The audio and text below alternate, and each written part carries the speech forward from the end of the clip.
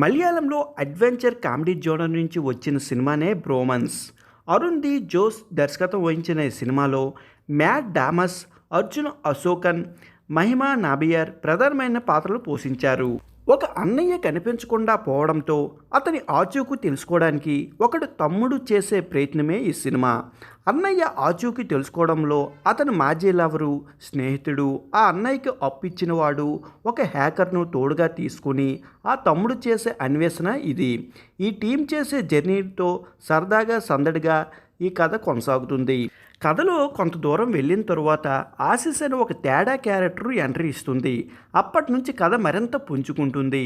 Comedy touch ఏమాత్రం తగ్గకుండానే తర్వాత ఏం జరుగుతుందా అనే ఒక కుతూహలం పెరుగుతూ ఉంటుంది. నిజానికి ఈ కథలో కొత్తదనం ఏమీ కనిపించదు, కానీ కథను బోర్ కొట్టనీయకుండా నడిపించిన తీరు నచ్చుతుంది. ఒక సింపుల్ లైన్ని కామెడీ టచ్తో ఇంట్రెస్ట్గా చెప్పారని అనిపించింది.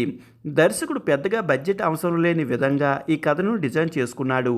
8 పాత్రలు ప్రధానంగా తీసుకుని వాటి చుట్టూ కథను తిప్పాడు. మిగతా పాత్రలు ఉన్నప్పటికీ అవి సందర్భాన్ని బట్టి నామమాత్రంగా కనిపించేవే. ఒక పాత్రలో ఉన్న ఒక బలహీనతను లైట్గా టచ్ చేస్తూ ఆ పాత్రల ద్వారా కామెడీని రాబట్టుకోవడంలో దర్శకుడు సక్సెస్ అయ్యాడు.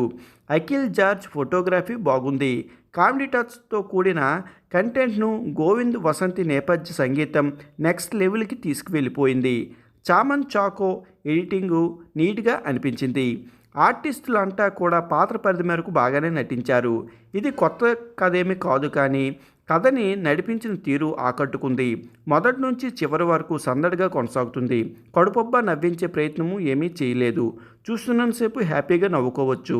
సినిమా అయితే బాగుంది, ఒకసారి చూసేయండి మరి.